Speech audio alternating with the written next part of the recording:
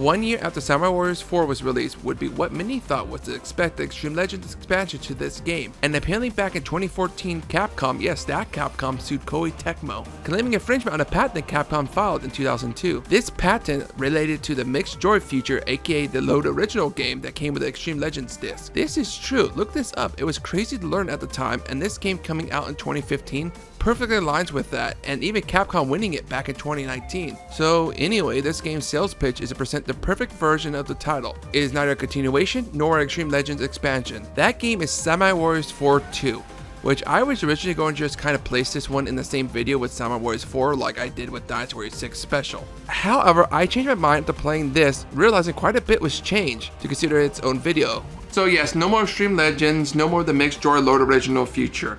In fact, it'll just be complete editions and DLC. A lot of DLC. Remember from a long time ago, a friend told I there would be only DLC.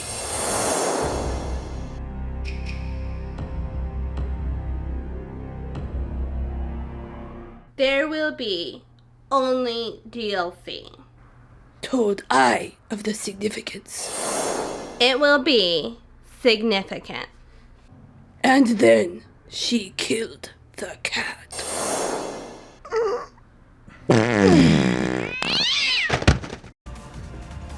Gross.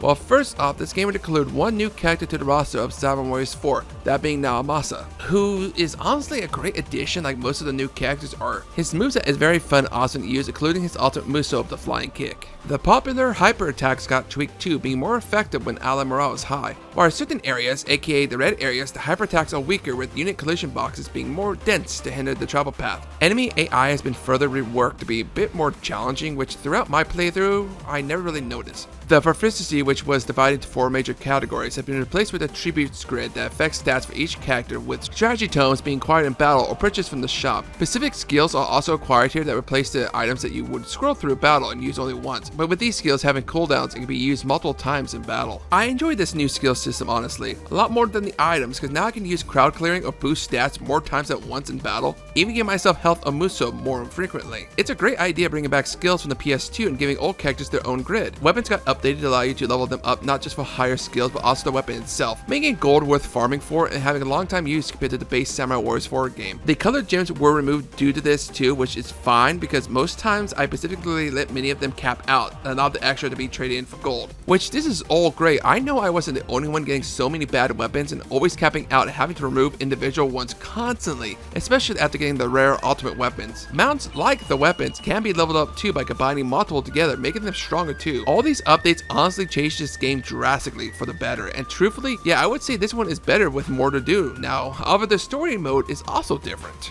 Unlike the last one where you choose one of many clans or the unification, here we get 13 character driven scenarios, similar to Samurai Warriors 1 through 3. Once you complete all 5 stages for that chapter, any 2 characters can be chosen for free mode. Thus, the game story itself has some major changes. However, they do get minus points because a lot of the events and cutscenes were just ported over from Samurai Warriors 4. Which is fine, but these 2 games are drastically different enough in its core gameplay with the skill grid and weapon system overhaul. Though I do recommend the new character story because most of that is original to this game. Unfortunately, Chronicle mode is removed in its entry, which was a fun mode for character creation, and of course the easy rare weapon farm. Sadly, now we're back to the old school way of selecting the corresponding stage on the highest difficulty and completing certain objectives. Most being time limits, which can be hard at times, so better get those characters max. We do get survival mode, basically challenge mode from previous games. Yeah, I still don't care enough about these. Overall, I was really shocked how much was different compared to the original Samurai Warriors 4, since I thought this was just the same game with one added character and it wasn't worth the money.